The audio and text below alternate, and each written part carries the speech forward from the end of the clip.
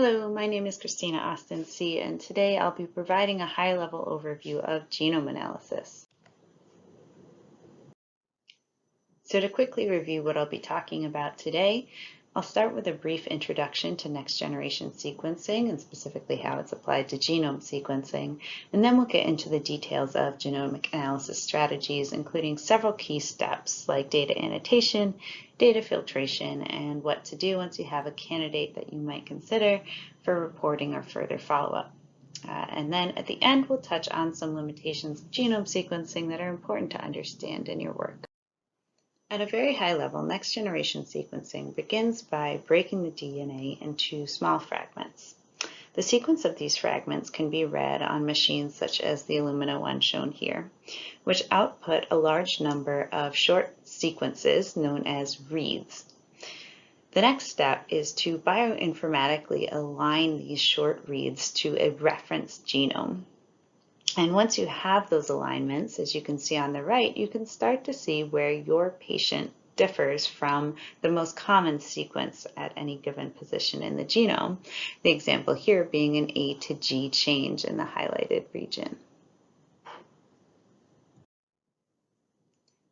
There have been many approaches to next-generation sequencing used in clinical and research settings. Because the technique is so scalable, it can actually be used to sequence your entire genome or all of your DNA, about 3 billion base pairs. However, another approach that is commonly used is to limit the sequencing to just the regions of the genome that contain protein-coding genes. This actually amounts to only about 1% of the entire genome, or 30 million base pairs. In a clinical setting over the past decade, it is more common to actually sequence a very highly selected set of genes, maybe 100 or less, that are selected for having a well-established role in the disease you're studying. However, as sequencing costs decrease, clinical settings are shifting more towards genome and exome sequencing because they're more comprehensive. Now, because a lot of the analytical techniques are shared between genome and exome sequencing, you may hear me refer to them collectively in this talk as genomic sequencing, but the real focus here will be on genome sequencing. Genome sequencing is capable of detecting many different types of genetic variation. The most well-established forms are single nucleotide variants, so a change of one nucleotide to another, such as the G to C change shown at the top here, or insertion or deletion of small amounts of DNA, usually less than 50 base pairs, shown here.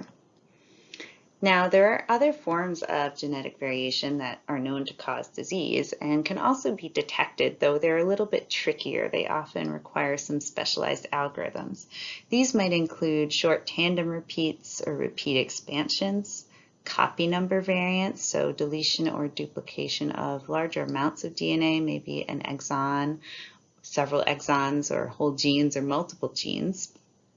And then also balanced structural variants. So these are changes that don't actually change copy number, but otherwise change the structure of the DNA. So for example, you might have an inversion of an entire gene where it's flipped around. And there are other types as well. But the most common forms that are addressed are the single nucleotide variants and the small indels. And these are what most of the filtration methods I'll discuss today are targeted towards, though many of the same concepts will apply to the other variant types. Overall, millions of variants are identified in a typical genome, so that's a lot to deal with. And the question really is, how do we go about finding disease-causing variants or genes in this massive amount of data? Before we dive into analysis methods, I just want to touch on the fact that genome sequencing can actually be used in many different research contexts. approach that's often used in common or more complex disease is to do a genome-wide association study, which generally aims to detect associations between alleles or genotype frequency and trait status by comparing the frequency of alleles in individuals with disease versus those without. These approaches usually are not aiming to identify a causal variant, but more to identify a causal locus. In contrast, in rare monogenic disease, the approach is generally to deeply analyze an individual person's genome to identify a variant that's likely to cause their disease. And that's actually the approach that we'll be focusing on in the rest of this. So back to our question of how you find the needle in the haystack. How do you find your causative variant amongst the millions that are identified in the genome? And the process by which we approach this is known as filtration, which is basically a series of steps that we apply to restrict the number of variants that we need to look into. So what are the types of variants that we might want to look into? Generally, we'd be looking to filter down to variants that are more likely to be classified as pathogenic or likely pathogenic. This is a classification scheme that's used commonly in clinical labs, and there'll be a lot more detail on how variants are divided into these different buckets in Dr. Stephen Harrison's lecture. But just to briefly touch on the idea, because it's important to understand in order to think about how you might design your filtration structure. These highly suspicious variants are more likely to be ones that are rare, that have a severe impact on the protein, variants that might have been reported in other individuals with similar disease, or variants that have occurred de novo, have some functional studies that support their impact. So likely pathogenic or pathogenic variants don't necessarily have to have all of these categories of information, but these are things that are commonly seen in those types of variants. On the other hand, we want our filtration scheme to be designed to remove benign and likely benign variants. These are the variants that are very unlikely to be disease-causing, and that can often be because they are very frequent in the general population. They have no clear impact on the protein. So for example, silent changes that don't actually change an amino acid. Or maybe it's a variant that has been studied in other families and didn't seem to segregate with disease. So these are the variants we really want to get rid of. But there is this category of variants in the middle. So variants of uncertain significance are those variants where we just don't have enough information to be able to decide either way. And those are actually very important to consider in genome analysis too.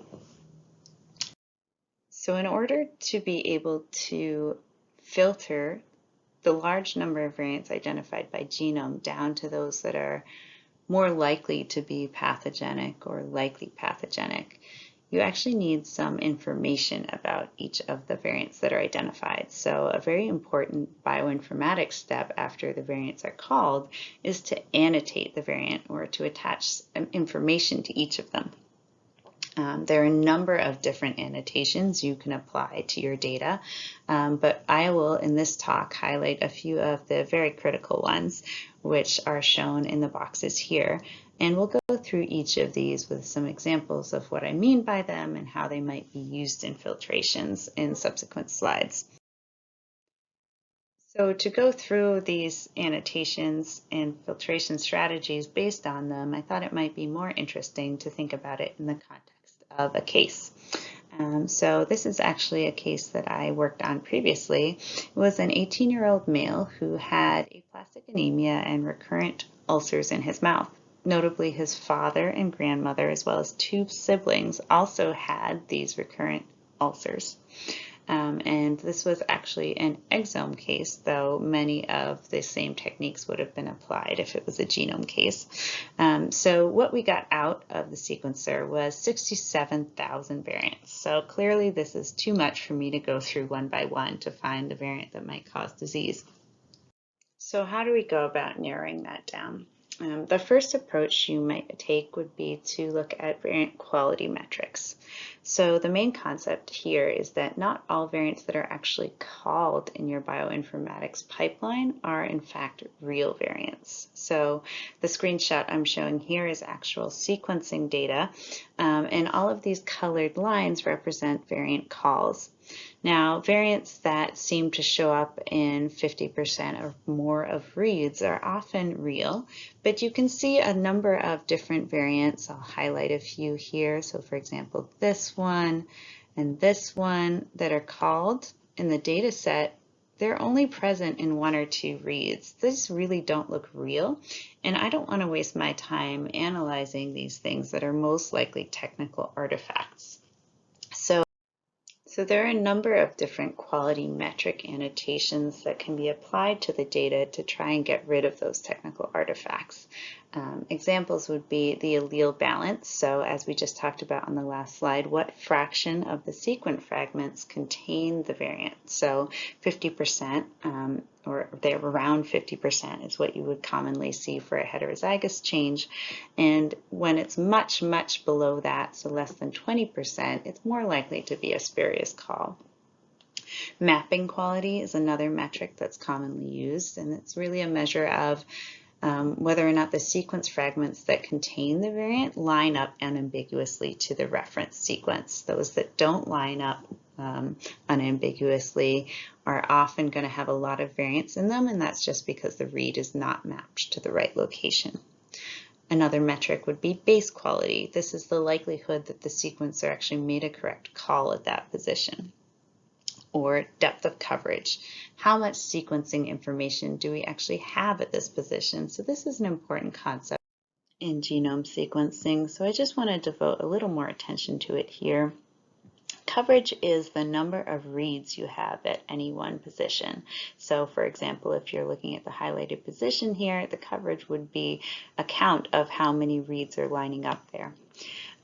This really determines your ability to reliably detect variants. So you can imagine that if you only had the top 2 reads here, a coverage of 2 at this position, one is a T and one is a C, it'd be very hard for you to know if either one of the calls was a technical artifact, or if it's in fact a true heterozygous change or a true homozygous change even.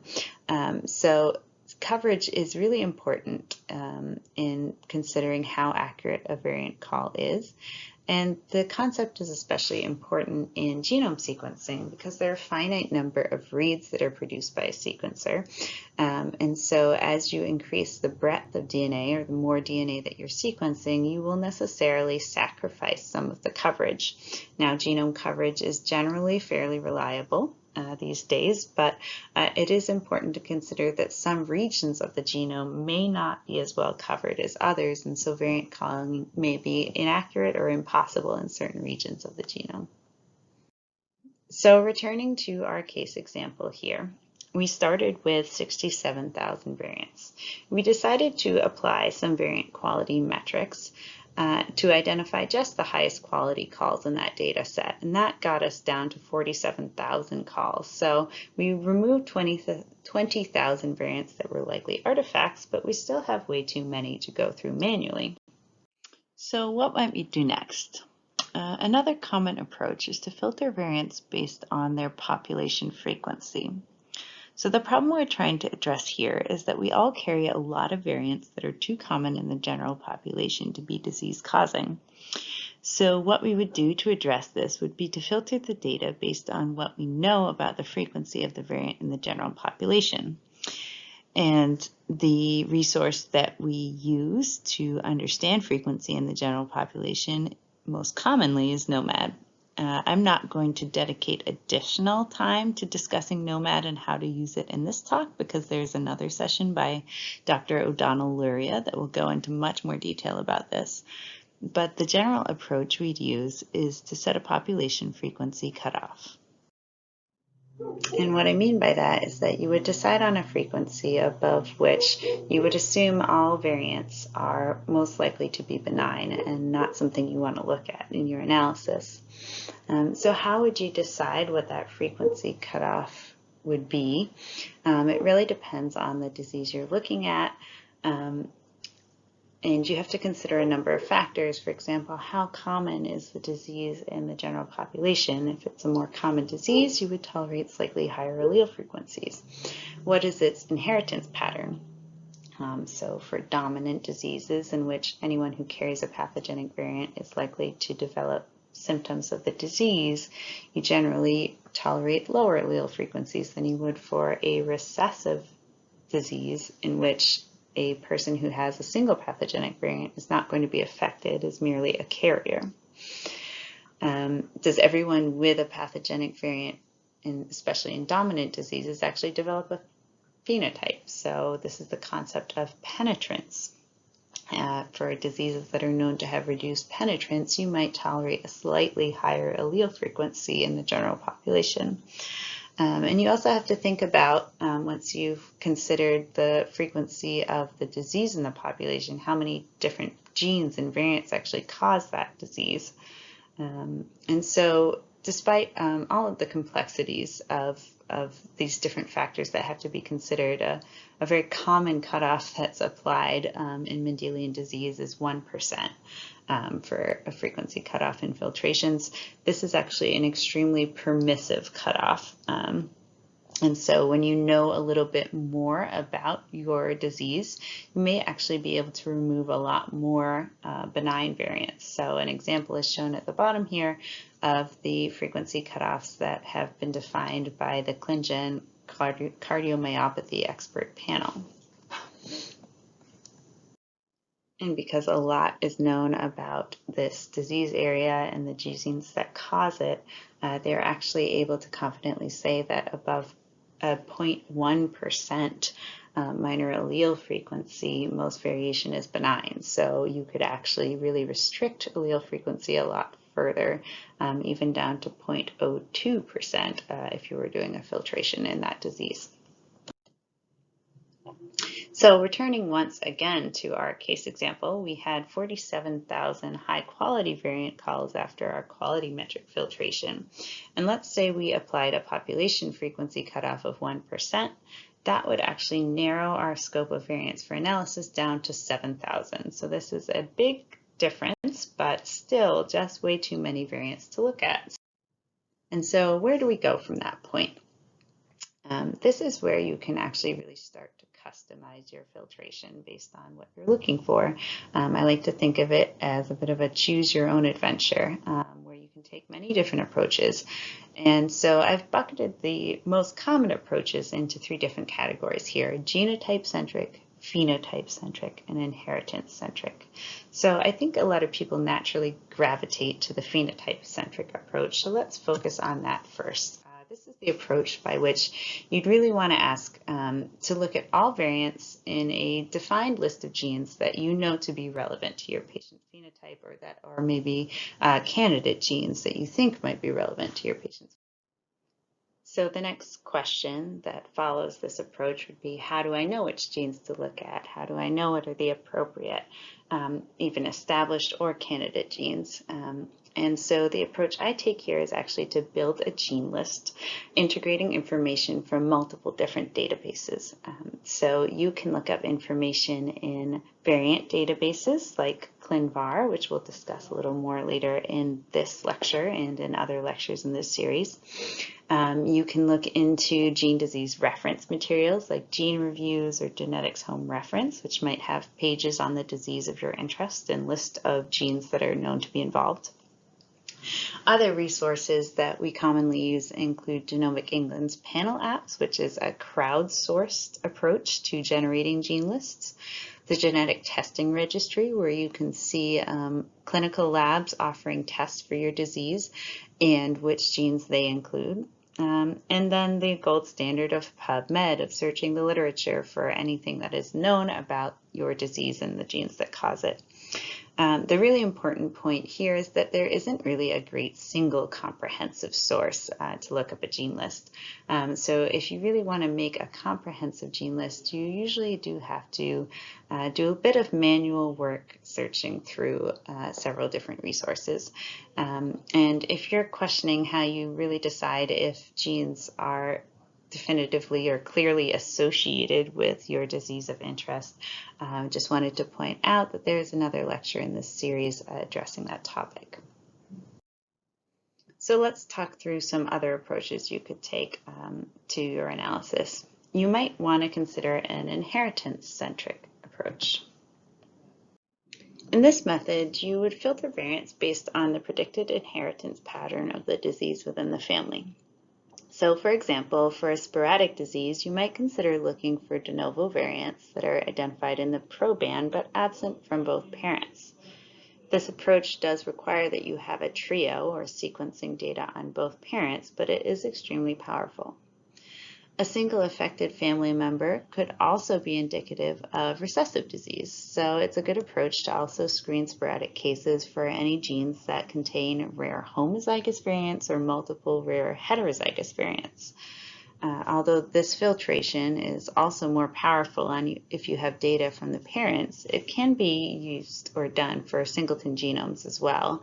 You just have to do some additional follow-up for heterozygous variants to confirm that both copies of the gene are actually impacted.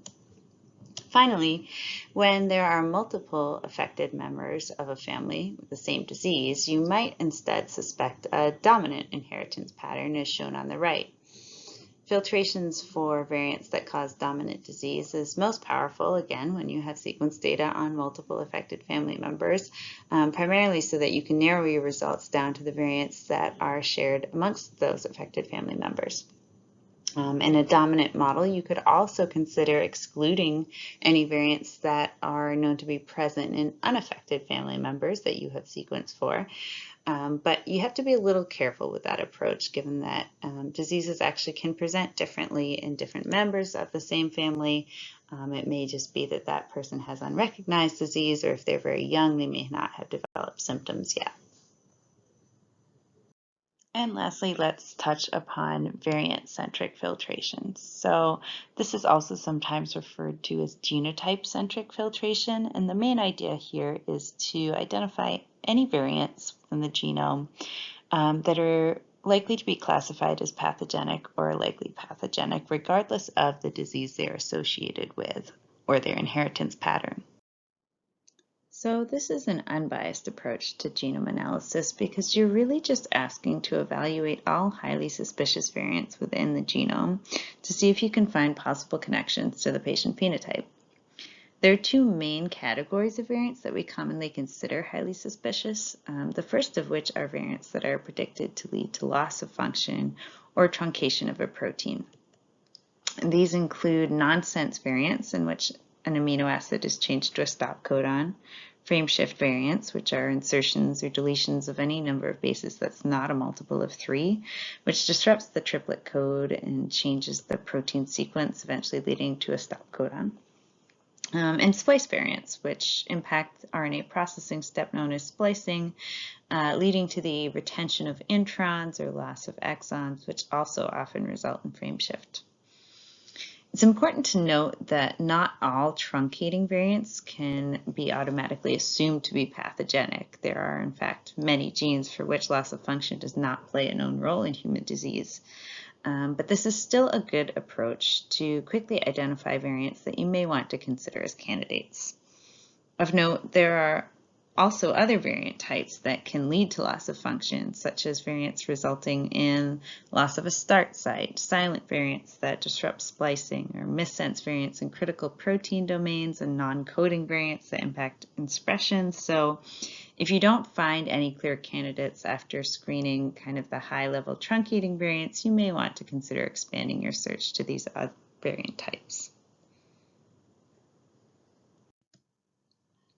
The other major category of variants that are usually returned in a genotype-centric approach are any variants that have already been published in association with disease.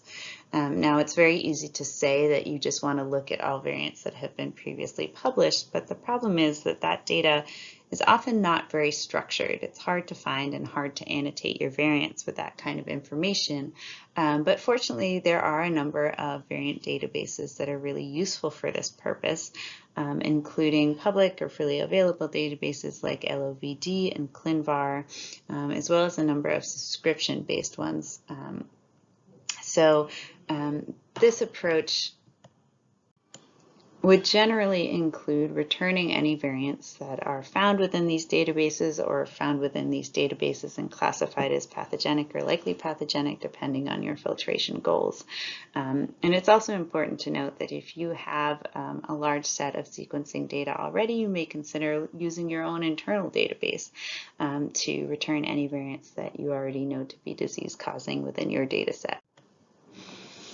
But it is important to note that there really is no single comprehensive database out there of all the known pathogenic variations. So again, the use of these databases really has to be taken with a grain of salt, and you have to understand that you may not actually capture all known variation by these filtration approaches.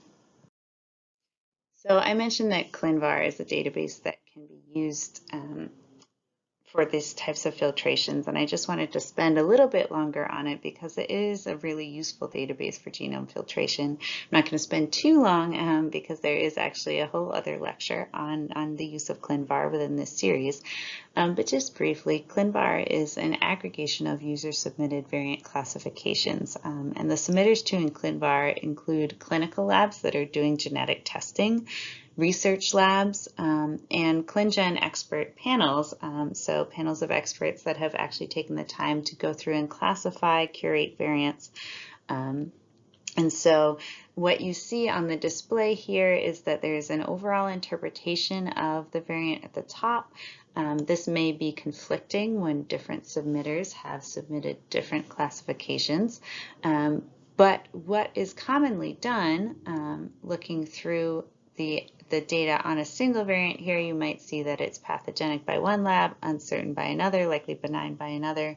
But the general approach to using ClinVar and genome filtration would be to, say, return any variants that have been classified as pathogenic or likely pathogenic by any lab, even if there are conflicts, so that you could then go through and review the data. Because there is, ClinVar is not yet a perfect database, sometimes people will also apply frequency cutoffs to any pathogenic filtrations in ClinVar just to remove variants that are really most likely incorrect assertions of pathogenicity. So returning once again to our case example, we had previously been at a point of having 7,000 variants to look at that were rare and high quality calls. One approach we might take is to look only at the variants within those 7,000 that have been classified as pathogenic or likely pathogenic in ClinVar, and that approach actually returned only 6 variants. So finally we're down to a point where we can look through each variant and see if we think it might be important to our patient, which we did. And actually it turned out that there is a variant in this patient in the STAT1 gene, which I'm showing some screenshots of different databases here, HGMD and ClinVar. And you can see that the gene actually has been associated with a disease known as mucocutaneous candidiasis. And in fact, the exact variant that was found in our patient has been associated with this disease in multiple reports and also by multiple labs submitting to ClinVar. And so this was particularly suspicious when we looked into that gene and disease association. We found that most people with the disease actually have chronic infections of the skin, nails, and mucous membranes, such as the lining of the mouth. So this really makes sense for the recurrent oral ulcers that are seen in our patient. It turns out to be a dominant gene, so it makes sense that a number of other family members seem to be affected with those oral ulcers as well. So this is a successful diagnosis, most likely here, but it is important to think about your case in totality. And so, this finding, while it may explain the oral ulcers, does not explain the aplastic anemia that our patient also presented with. And so at this point, I would go back and look into that rather basic filtration approach we took and think about what we might miss. We are only looking at variants that have been previously reported as pathogenic or likely pathogenic in ClinVar, so we wouldn't have seen maybe any novel genes that might be associated with aplastic anemia, or any novel variants for that matter. So we'll get back to other filtration approaches we could take for that case in a minute. But first, I just want to highlight that, once you find a candidate in your filtration, you're not quite done. There are a number of other steps you should follow just to make sure it's really believable that that variant is causing your patient disease. So the first would be to look into the gene-disease association. There are guidelines published by ClinGen on how to assess whether a gene is truly associated with a disease, and there will be a separate lecture going into details on that in this series. Once you are confident that this gene is actually well associated with the disease of interest, you also need to carefully evaluate the variant you've identified.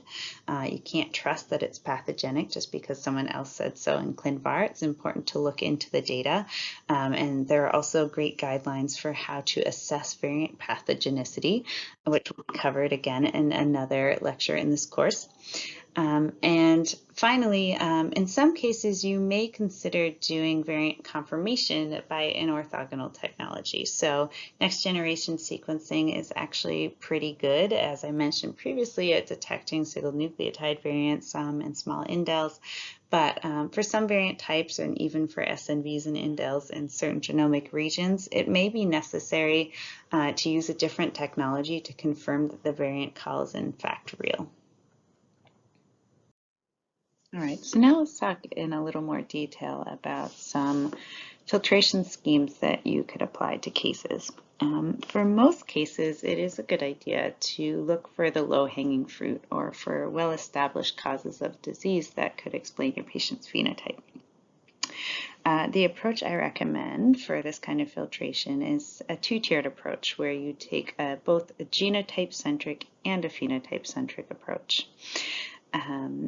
In the genotype-centric arm, you would look for, again, your two major categories of suspicious variants, your previously reported variants, so pathogenic and likely pathogenic in ClinVar.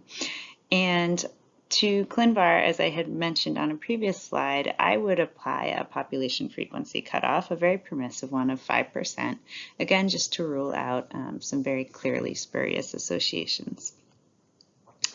For the second tier of the genotype-centric filtration, I'd also be interested in looking at predicted loss of function variants. So those would be nonsense, essential splice site, frame shift, stop loss, initiator codon, and start loss variants. For this, I would apply a more restrictive frequency cutoff of 1%. And I also frequently restrict this list of loss of function variants to medically relevant genes. This, again, needs to be tailored depending on the goals of your filtration, but in clinical testing, it's really not useful to look at a bunch of loss of function variants in genes that have no known association to patient disease. So I filter based on a list of about 5,000 genes that really have any connection to human disease at all. And the second span of this arm is the phenotype-centric approach, where you would create a gene list based on your phenotype of interest and filter for any variants that fall within those genes. I usually also apply a frequency cutoff here, again, to remove clearly benign variants. Depending on the disease, it's usually about 1%. But as I've noted in the asterisks here, you could modify all of the population frequency cutoffs that I've mentioned on this slide based on what you know about the disease you're studying. So I would take all the variants that came out of both of these filters and go through a manual review process where I evaluate whether any of them might be associated with my patient disease. So as you're looking through the results of that filtration, what types of variants might we actually consider for return to a patient? So in a clinical setting, in clinical genomic sequencing, the reports usually focus on pathogenic and likely pathogenic variants that are related to the patient phenotype. There are situations where we would report some VUSs. So generally these are VUSs that are found in genes that are very highly related to the patient phenotype or are suspicious in some other way. So for example, if they're a biallelic VUS in a recessive gene that seems to be related to the phenotype, we would probably consider reporting those as well. But for the most part, it is restricted to these highly suspicious variants just because there are so many variants that are identified in a genome that it would be way too overwhelming to report all of them. So in addition to these kind of rare large effect variants that might cause monogenic disorders, there are other variant categories that we think about reporting. The first would be variants that were considered to increase risk for the patient phenotype. These are usually higher frequency, lower effect size variants. And you have to think about whether or not you want to report these, because your filtration criteria really may have to be tailored to identify those types of variants. In the course of genome analysis, it's also possible that you might come across some variants that are likely to cause a disease that's unrelated to the patient phenotype but is nonetheless medically actionable. These are known as secondary findings, and they're recommendations from American professional societies, the ACMG, on which genes we report these types of variants in. You can also consider reporting pharmacogenomic variants. So these are variants that would change the way the patient processes certain medications. And some reports may also consider including carrier status variants. So these would be variants that are not thought to confer a risk of disease, but may have implications for the patient's reproductive planning. So there are a number of different types of variants that you can consider for reporting, but the main focus generally is really on those that are thought to cause the patient disease. Now let's take a look at some filtration approaches that you might take from more of a research perspective or gene discovery. And these can also be applied, obviously, to clinical cases too, but these are common approaches used in research. So for example, you might want to know about any variants that occurred de novo in your patient, especially when it's a sporadic case. In this respect, you may look for variants that are present in your proband and absent from both of the parental samples, assuming you have a trio. Generally, you would assume a pathogenic de novo variant is very rare in the general population, so you might set a frequency cutoff of, say, 0.1% in NOMAD. And you may want to restrict the de novo variants that are returned to those that are coding changes, so nonsense, missense, essential splice sites, and even extended splice sites. So usually that's plus or minus 15 into the introns. Frame shift variants, in-frame indels. And the reasoning behind this is that there are, up to maybe 60 is an estimate I've heard of de novo variants per genome. And a lot of those are in non-coding regions and probably meaningless. So it's useful to take a look first at those that are falling within the coding regions, and then you may want to expand out after that. If you are considering a dominant disease, you would probably take a filtration approach where you're looking specifically at heterozygous calls. If available, you'd have them shared in affected individuals within the family. You're usually looking for a fairly low frequency cutoff to start with, at 0.1%. And again, you might restrict the variants you look at in this filtration to those that are impacting coding regions and are high quality calls as a starting point. The recessive filtration is also a good approach to take for sporadic disease, as I mentioned previously. In this case, you'd be looking for compound heterozygous, homozygous, or hemizygous variants for X-linked genes. Again, a strict frequency cutoff here as a starting point, and limiting to coding changes or splice site changes and high quality calls. So this would be a good suite of filtrations to apply as a starting point for a discovery effort. If no candidates are found by these methods, you may actually consider relaxing a few of the metrics defined here. For example, your quality metrics, your frequency thresholds, and you may also choose to start looking at non-coding regions. So although the same general types of variants might be considered for return following these filtration strategies, I did want to point out that in these research or discovery settings, there usually is additional data or follow-up studies needed to decide whether a candidate is truly causative for a phenotype. These might include things like transcript analysis if you are looking at a non-coding variant. You may consider doing something like RNA-seq to prove that it actually affects expression of your gene.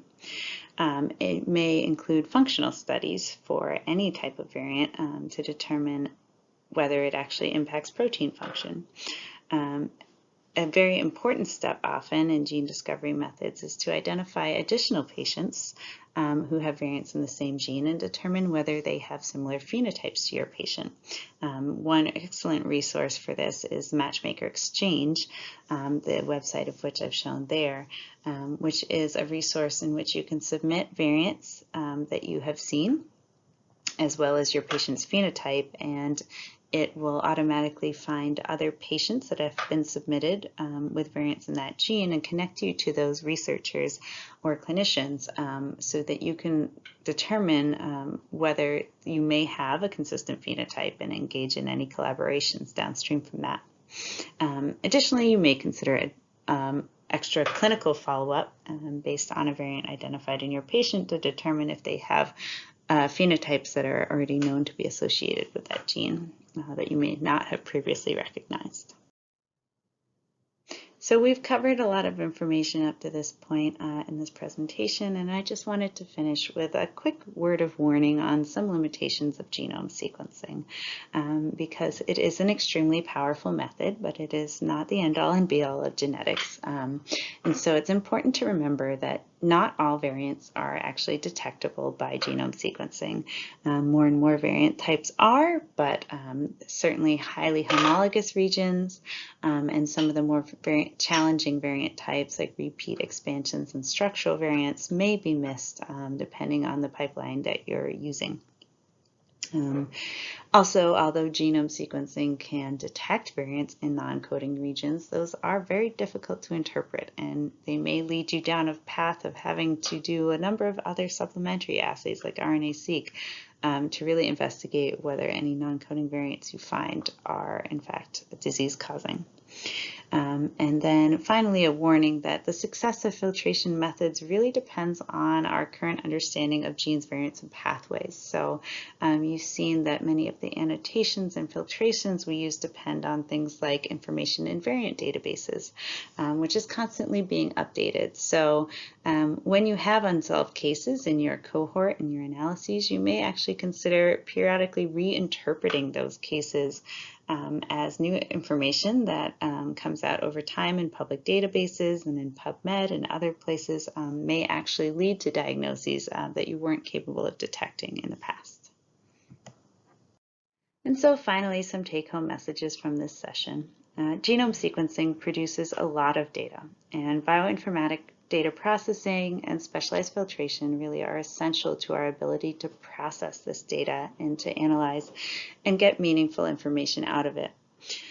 There are many approaches to take to genomic data filtration, and each different approach can determine the types of variants you find.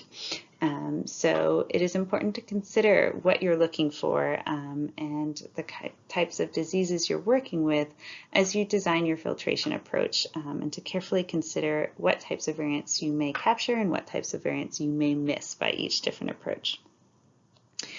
Analysis does not end at filtration. So as I've mentioned a few times now, their in-depth assessment of genes and variants is really necessary once you find your candidate to confirm that it may be disease-causing, as it's easy to get tricked into thinking a variant you found is really just the perfect explanation, when in fact a little more digging would find that it's in fact benign.